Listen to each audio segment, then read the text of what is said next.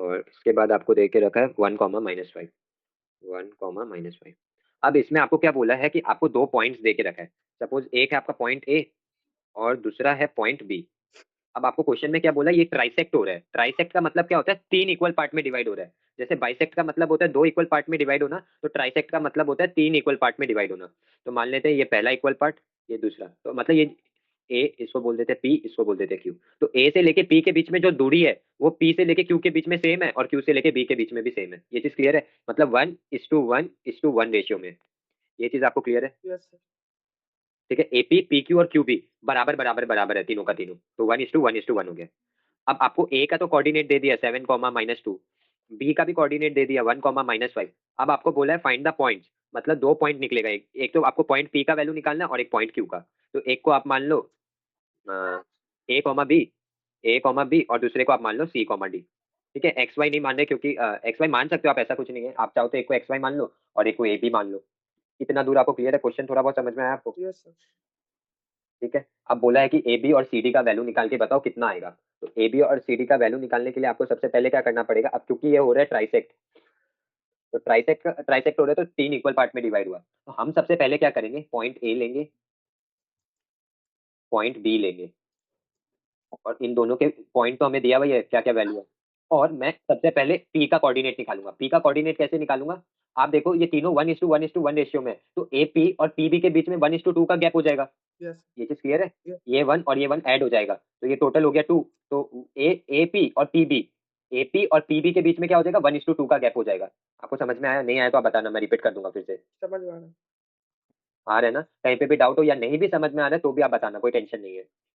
तो यहाँ पे हम कैसे लिखेंगे, लेट मान के चलते हैं, let A 7, -2 and B 1, -5, be the 2 points,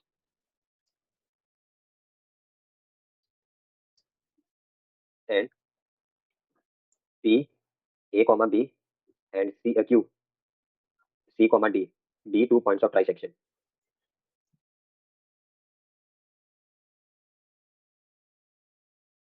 ये सब हमारा गिवन पार्ट है कि ए हमने के सुना ना बी, तो इसका मतलब क्या है, एपी पी बी। अब नेक्स्ट आपको यहाँ पे क्या करना है, अभी हम निकालेंगे पॉइंट पी का कोऑर्डिनेट। तो सिंस, यहाँ पे लिखेंगे since P divides A B in the ratio 1:2, therefore coordinate P का जो कोऑर्डिनेट है हम कैसे निकालें, देयरफॉर पी, पी को हमने ए कॉमा बी माना, तो P A comma B is equal to, अब यहाँ पे हम यूज करेंगे सेक्शन फॉर्मूला। सेक्शन फॉर्मूला के बारे में तो पता होगा आपको। Yes sir. हाँ, तो सेक्शन फॉर्मूला यूज करके हम यहाँ पे एक्स और वाई का कोऑर्डिनेट निकाल लेंगे। तो सेक्शन फॉर्मूला है, सबसे फॉर्मूला लिखूं या डायरेक्ट वैल्यूज पुट कर दूं? डायरेक्ट वैल्यू पुट कर दीजिए। ठीक है, M1 X2 होता है, तो M1 मेरा 1 है और X2 मेरा क्या हो जाएगा, X1 और X2 भी बता देता हूँ क्या क्या आएगा साइड में। X1 और Y1 आपका क्या हो जाएगा, ए का पहला कोऑर्डिनेट जो कि 7, -2 था, तो ये आपका X1 हो जाएगा, ये आपका Y1 हो जाएगा। तो 7 यहाँ पे आ जाएगा 7 और Y के लिए आ जाएगा -2। और X2 और Y2 क्या हो जाएगा आपका, ये B का पहला कोऑर्डिनेट, पहला और दूसरा कोऑर्डिनेट। हाँ, 1, -5, 1, -5। तो अब M1 X2 होता है पहला, तो M1 X2 है हमारा 1, तो 1 × 1 हो जाएगा, प्लस M2 X1। तो M2 तो मेरा यहाँ पे ये है, M1 मेरा ये है, M2 मेरा ये है, तो M2 मेरा 2 हो गया, और आपका M1 क्या हो गया, सॉरी X1 क्या हो गया 7, तो यहाँ पे 7 लिख दूंगा, बाई M1 + M2, तो 1 + 2। फिर नेक्स्ट यहाँ पे आपका आ जाएगा ये वाला y के लिए, तो y1 के लिए भी M1, तो 1 ही रहेगा, और y2 का वैल्यू क्या है, -5, अब ब्रैकेट में लिख दो -5। ये साइड में X1 X2 का वैल्यू मिटा दूं? यस सर, मिटा सकते। हाँ, कहीं कोई डाउट या दिक्कत हो तो आप बताना, ठीक है? थोड़ा जगह कम पड़ रहा है ना यहाँ पे। और यहाँ पे ये हो जाएगा +2 × M2 + X Y1, तो Y1 है -2, तो -2 का ब्रैकेट में लिख दो, बाई M1 + M2, 1 + 2। अब आप बस सॉल्व करते जाओ धीरे धीरे। तो ये 1 × 1 1 ही होगा, +2 × 7 14, बाई 1 + 2 3, कॉमा 1 × -5, तो आपको पता है कोई भी नंबर को 1 से मल्टीप्लाई करो कोई चेंज नहीं आएगा, तो -5 का -5 ही रह जाएगा। और 2 × 2 4 होता है, और क्योंकि एक 2 माइनस में है तो क्या आ जाएगा, -4 आ जाएगा, बाई 3। सही है इतना दूर? -4 कहाँ से आ गया? अब नेक्स्ट, ये आपका M2 फॉर्मूला क्या होता है, M2 Y1। तो M2 आपका यहाँ पे M2 हमारा ये है 2, तो मैंने यहाँ पे 2 लिखा, और इनटू Y1 क्या है, क्वेश्चन में दिया हुआ है -2, तो इनटू -2 हो गया। सर तो ऊपर लिखा हुआ है 2। हाँ ये तो टू, ये तो M2 का वैल्यू हो गया। फॉर्मूला होता है आपका M2 Y1। M2 का वैल्यू 2 है और Y1 का वैल्यू अगर आप देखो ये रहा, B का दूसरा कोऑर्डिनेट ये Y2 है। Yes sir. सॉरी Y1 है, ये Y1। तो Y1 का वैल्यू -5 है, -2 है, तो यहाँ पे आ जाएगा इंटू -2। तो 2 इंटू -2 -4 हो जाएगा। सही है। Yes sir. डाउट लगे तो आप बताना, और यहाँ ग्रीन बोर्ड में दिक्कत हो रहा है तो आप वैसे भी बताना, नोटबुक में बता दूंगा, ठीक है। सही है सर। हाँ हाँ, कहीं भी कुछ भी दिक्कत लगे आप बस बताते रहने। तो 1 + 14 हो जाएगा आपका 15, और डिवाइड बाई 3, और यहाँ पे -4 प्लस -4, तो आपको पता है प्लस माइनस माइनस होता है, तो -5 और -4/3। हाँ -9 हो जाएगा। सही है, डायरेक्ट -9 लिख दूँ। Yes sir. -9/3 ठीक है, फिर कटिए जाएगा। -9/3 कट, हाँ सही है, कट जाएगा, तो ये आ जाएगा 3 5 जा 15, और -9 ये हो जाएगा -3। तो पी का जो ए और बी का वैल्यू है क्या है आपका 5,3, तो हम यहाँ पे -3 सॉरी 5,-3, तो therefore coordinates of P is equal to 5,-3, तो मतलब ए कॉमा बी का वैल्यू 5,-3 आया। ये पहला पार्ट क्लियर है एकदम। Yes sir. अब हम लेंगे दूसरा पार्ट। दूसरा पार्ट के लिए आपके पास दो तरीका है। दो तरीका कैसे मैं बताता हूँ। हमारा फिगर एक बार मैं बनाता हूँ, यहाँ पे ए, यहाँ पे बी, यहाँ पे पी, और यहाँ पे क्यू। आपको पता है सब 1:1:1 रेशियो में, 1:1:1।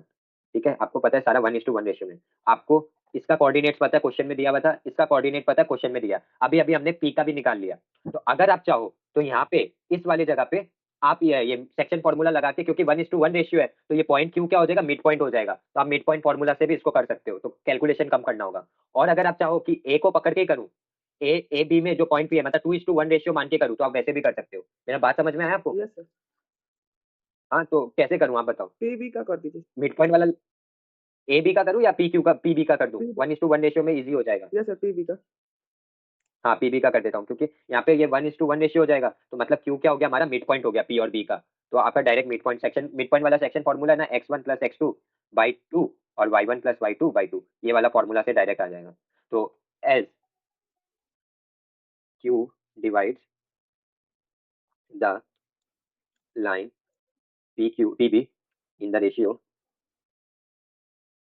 1:1, सो क्यू, सो एक मिनट, so Q C comma D is equal to, यहाँ पे लेकिन आपका x1 y1 और x2 y2 का वैल्यू चेंज हो जाएगा। क्यों? क्योंकि पॉइंट है अभी बी, पी और बी। तो पी का जो कोऑर्डिनेट है, मैं यहाँ पे साइड में लिख देता हूँ, पी का जो अभी अभी हमारे पास 5 और 1 आया, 5 और -3, वो आपका x1 और y1 हो जाएगा। तो x1 हो जाएगा 5 और y1 हो जाएगा -3। ये पी का कोऑर्डिनेट है। और x2 y2 आपका क्या होगा, बी का कोऑर्डिनेट, क्योंकि पी और बी हमारा पॉइंट अभी।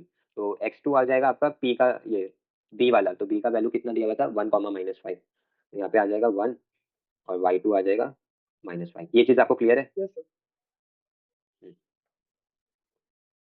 तो यहाँ पे आपके पास हो जाएगा क्यू सी कॉमा डी, वही सेक्शन, इस बार सेक्शन फॉर्मूला लगेगा लेकिन मिड पॉइंट वाला, x1 + y1, sorry x1 + x2/2 comma y1 + y2/2, ये वाला फॉर्मूला लग जाएगा। तो x1 y1 का वैल्यू आपके पास है ही 5 + 1/2, और इसका भी वैल्यू है ही आपके पास -3 प्लस -5/2। अब ये 5 + 1 हो गया 6/2, तो ये वाला हो गया आपका 6/2, और ये वाला हो गया आपका -3 -5, -3 प्लस माइनस है, तो प्लस माइनस माइनस होता है, तो -5/2 आ जाएगा। तो ये हो गया आपका 3/2, मतलब 6/2 3, और ये हो गया -8/2 -4। तो क्यू का कोऑर्डिनेट क्या आया, Q C comma D is equal to 3, -4। So the coordinate, so coordinate of Q is equal to 3, -4। Clear है पूरा? आपको नहीं समझ आया तो आप वैसे बताना, कोई टेंशन का बात नहीं है। तो आप लास्ट में लिख सकते हो the 2 points of trisection are,